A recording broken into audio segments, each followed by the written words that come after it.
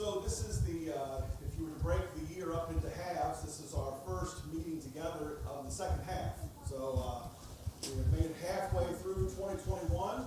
So I thought it might be a good week to go back and look at our theme again, which is found, of course, in John chapter 15. And our poster, as you see here, says to be like Christ. We just sang about the idea of Jesus being our firm foundation. I know I can stand secure. You know, we love Jesus. At least I certainly hope we do. We should. And we're going to put our hope in His holy word. We're going to look at that here this morning. So, John chapter 15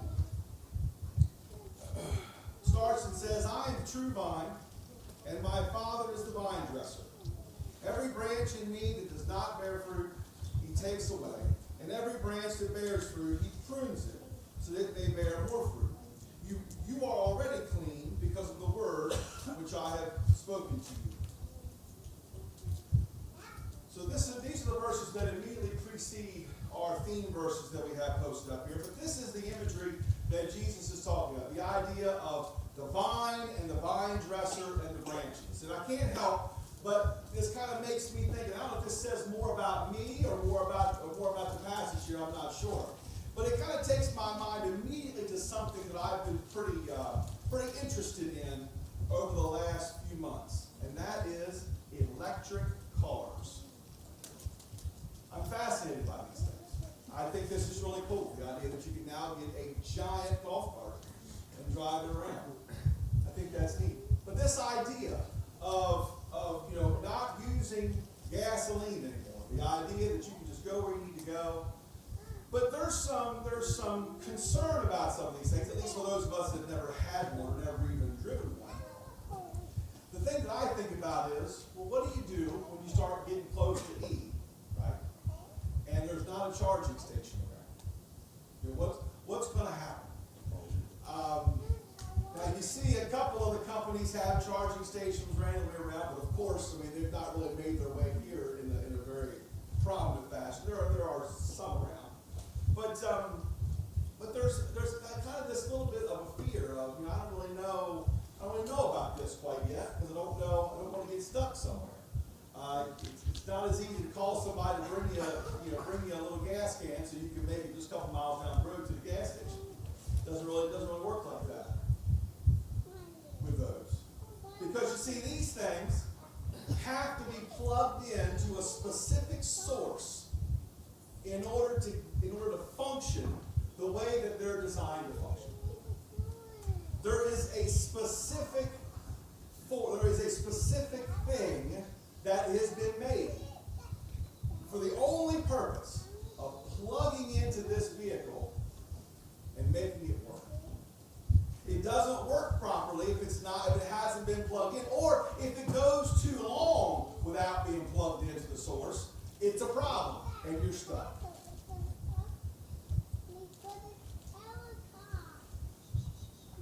And when Jesus is talking about being the vine, and He's talking about us being the branches, He's talking about His people being plugged in to Him.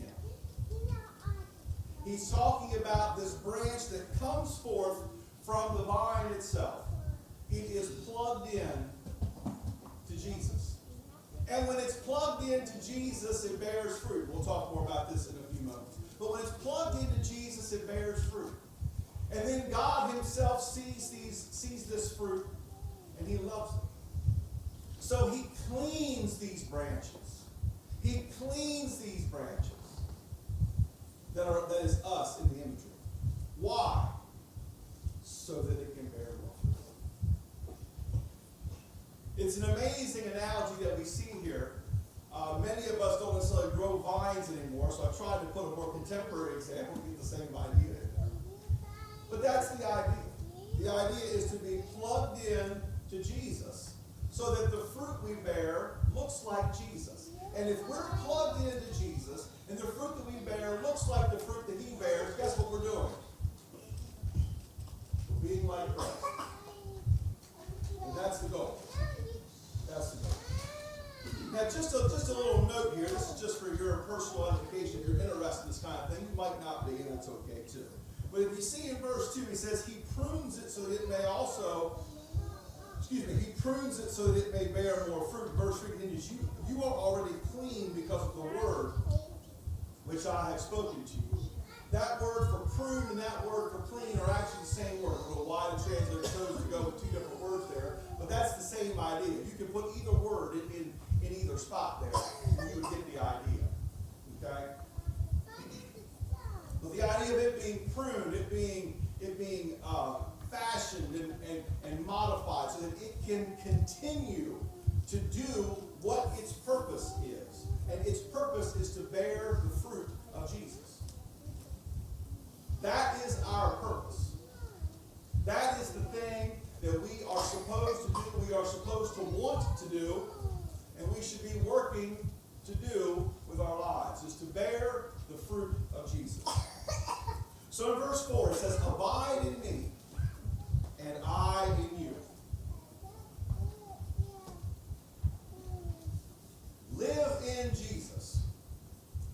Jesus lives in you. What an amazing thought. The idea of being plugged into Jesus each and every day. The idea of living for Jesus every single day. And the idea that Jesus lives in me every single day. As the branch cannot bear fruit of itself unless it abides in the vine, so neither can you unless you abide in me. There are so many things that we want to do in life. Some of them are spiritually focused. Frankly, some of them are not spiritually focused.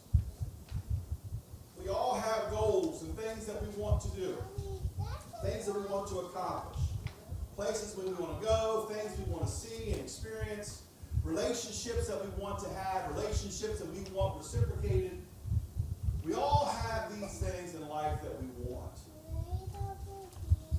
And what Jesus says here is, if they are things that are good and good in the eyes of God, you've got to be plugged into Jesus to see those things. You have to be plugged into Jesus in order to see those things.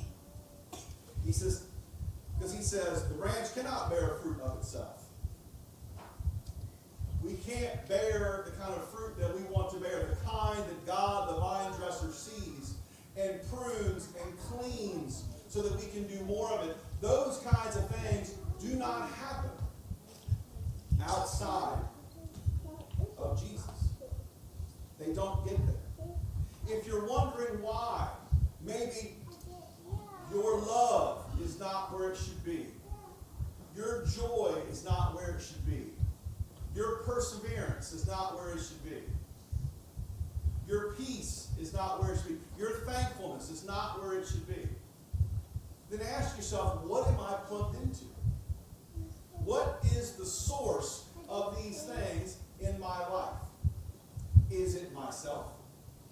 Is it my spouse? Is it my parents? Is it my children? Is it my job? Is it my impression of whether I'm being successful or not? Is it how much people like me? Is it how much I like other people? Is it what I'm accomplishing or not accomplishing in my life? Is it things that happen to me? Is it things that I make happen to other people? What is it that I'm plugged into? Why am I falling short? This is difficult self-reflection to do. This reflection is not necessarily easy, but if you do this reflection, you might find that maybe I'm not exactly plugged into Jesus the way that I should be. Maybe that's the issue. Maybe my impression of what I've plugged into Jesus isn't really who he is. Maybe I'm plugged into these other things that somehow make me feel valued for a short time, but in the long run, it's not working. Why? Well, Jesus says, neither can you unless you abide in me. You can't get those things unless you're abiding in me. When those things are the pure things, the holy things, the things we're going to look at Verse 5, I am the vine and you are the branches. He who abides in me and I in him, he bears much fruit. From apart from me, you can do nothing. So what is this fruit that Jesus keeps talking about? What is it that he's talking about? What are these things that he keeps referencing? It feels like he said the same thing a couple times here, doesn't it? So he's saying this for emphasis. Okay? In the original language, typically what they do when they want to emphasize something, they just repeat it. That's the style of the day. Things are repeated for emphasis. We still do that today sometimes, right? We really want to make a point. I'll say it again. Say it again. Well, I think we get our answer to that from Paul, who over in Galatians chapter 5 says in verse 22, but the fruit of the Spirit is love, joy, peace, patience, kindness, goodness, faithfulness, gentleness, self-control. Against these things there is no law. Love, joy, peace, patience, kindness, goodness, faithfulness, gentleness, self-control. We teach our kids these things. These things are important. But when I mention this fruit, we need to understand what that means. This is the result of being plugged in to Jesus. If these things sound good to you and this is what you want to bear forth in your life, Jesus says you have to abide in him. That's how the fruit comes. You can plug in anything you want to that electric car. Anything you want, you can plug into it. You can try to find a place to put gas in it, maybe. But it's only going to work if the right thing is plugged in. It doesn't work any other way. It doesn't work any other way. And unfortunately, we try to find too many things. We want our fruit to be something that isn't these things. Because there's a lot of things here that we value that are missing from this list, right? Nothing about being wealthy on here. Nothing about being popular in this list. Nothing about being successful on this list. On a day like today, it might be relevant to say there's nothing about patriotism on this list. There's nothing about a lot of the things that we plug into in our lives that we think are going to bring us value, that we think are going to make us feel good, be good, all these kind of things. And the truth is, those things are not on the list. They're not there. The things that are here are love, joy, peace, patience, kindness, goodness, faithfulness, gentleness, self-control. And guess what a lot of these things have to do with? Not all of them, but a lot of them. It has to do with how we treat other people. It has to do with how we view others, how we interact with others, how we treat others, how we respond to others. Someone does something to us we don't like, how do we respond to that? Someone treats me in a way I don't want to be treated, how do I respond to that? Is it love, joy, peace, patience, kindness, goodness, faithfulness, self-control? Or is it anger, hatred, vengeance, violence? Are those the things? Because those things don't result from being plugged into Jesus. And we are the people that say we are plugged into Jesus. We make sure it's on the door. Our literal title inside this building is the people of Christ. It says the church, but now remember, we teach very early. The church is not the building, the church is the people, right? You shake your head, it's okay to agree with that. You know that's true. Yeah, that's right. It's not the building, it's the people. So we are saying to everyone that comes by, we are the people of Christ. Then you better be plugged into him. Because what happens is when we're not plugged in, and we say we're the people of Christ, and yet the fruit that we bear are these other things that we're talking about, and not the things that Paul talks about here, we are a poor reference for Jesus. People start to think Jesus is not who he claims to be because they think if you're plugged into Jesus, you get this stuff. That's not love. That's not joy. That's not peace. That's not patience. That's not kindness. That's not goodness. That's not faithfulness. That's not self-control.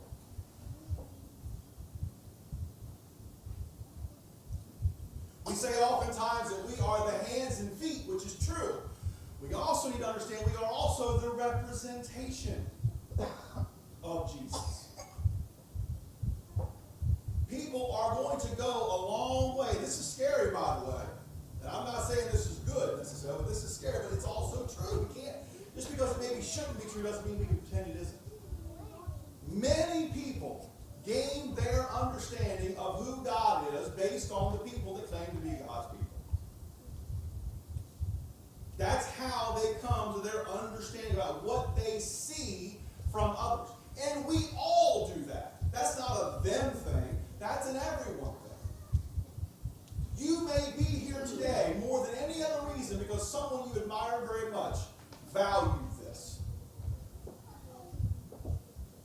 Now the hope is that you grow in your faith and your faith stops being an inherited faith or it stops being a faith of relationship with a person and it turns into a relationship with God. But that may still be your case. You may not be there at this point. People gain a lot of their understanding about who God is by looking at other people who claim to be his people.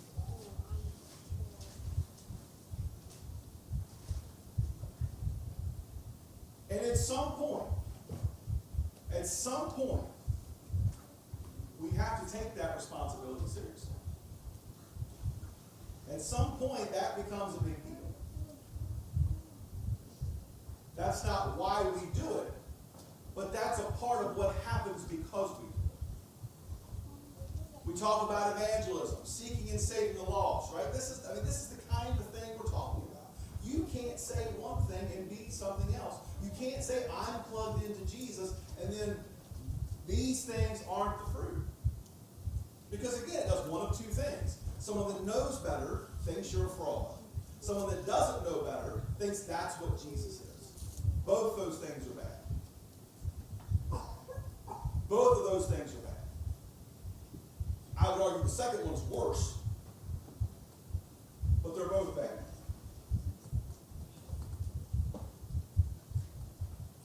When we say we're trying to be like Jesus, the first thing we have to do is we have to plug ourselves into him.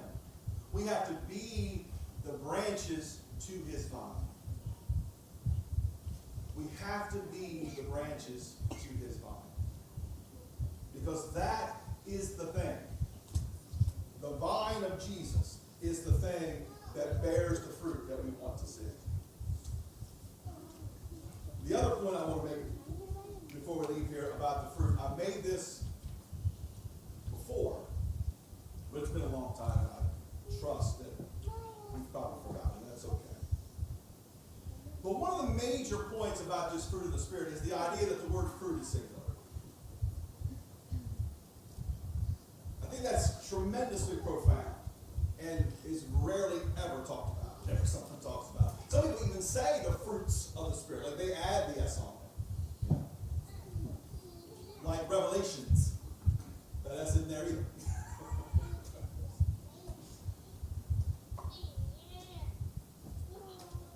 Because the idea here is that when you are plugged into Jesus and you start bearing the fruit of God, all of these things travel together. These things travel together. The goal of our life is to be defined by this fruit, these things that make up the one fruit, the fruit that comes forth from the Spirit. That is our goal in life.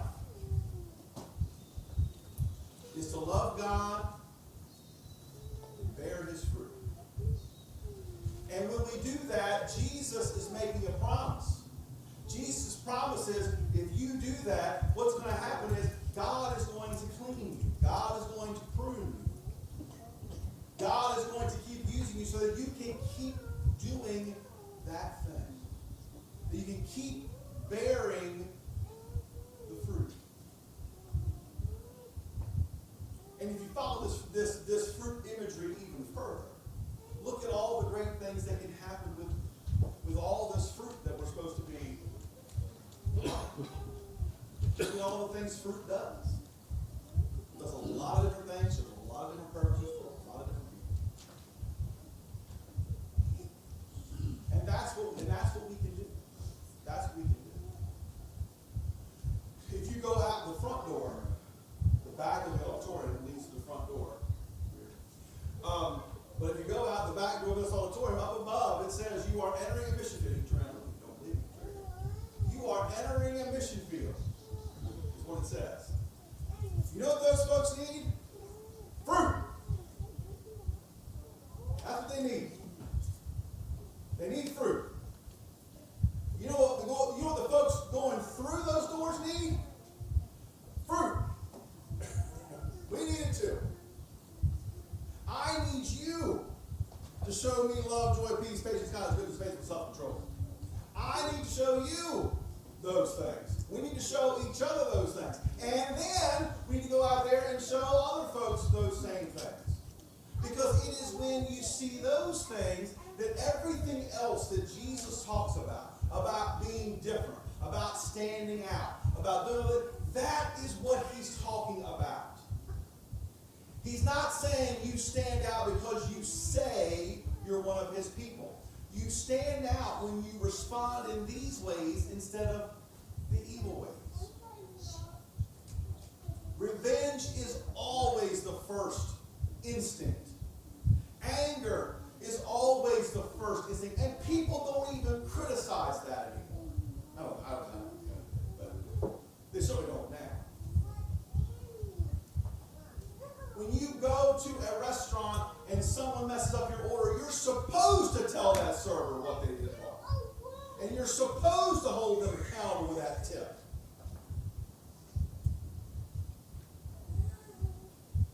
What you're supposed to do. What's wrong with you? You're still going to give them 25%. Sean, what's wrong with you?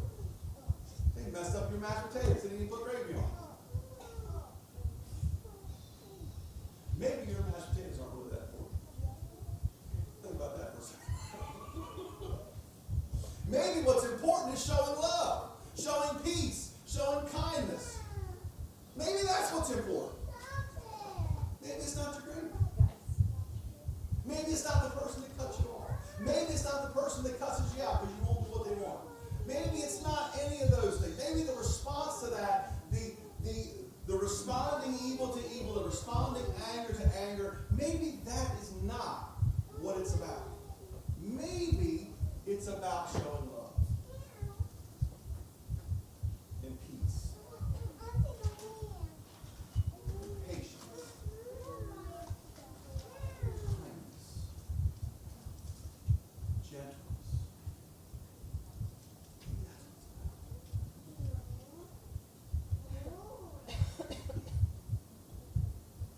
That's what being like Jesus is. I believe, and I hope I've effectively shown you this morning, I think that's what Jesus thinks it is.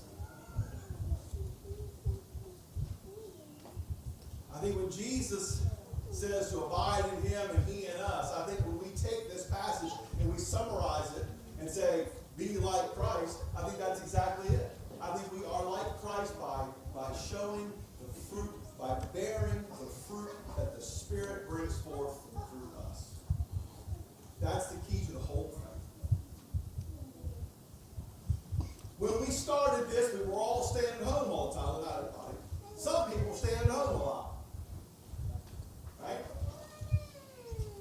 Well, I mean, we're just about ripping and ready to go. I see everybody's nose and mouth now. We're ready, we're rocking and rolling, right? Now we got to get out there and bear the fruit. Now we got to get out there and produce this fruit and bear this fruit for people to see. It's the time now. It's been the time, but it's the time now too. We're getting out there again. We're seeing people. We're talking to people. And that's good. We love it. I think everybody's excited about that. Let's show them Jesus. Let's show them Jesus. Let's show them what it means to be plugged into Jesus. Let's bear this fruit that God talks about, that God prunes so that you can do it again and again and again. Let's be like Jesus. If there's any way this morning we can help you do that, if you'd like to express that to the congregation, you can do so by coming forward as we stand.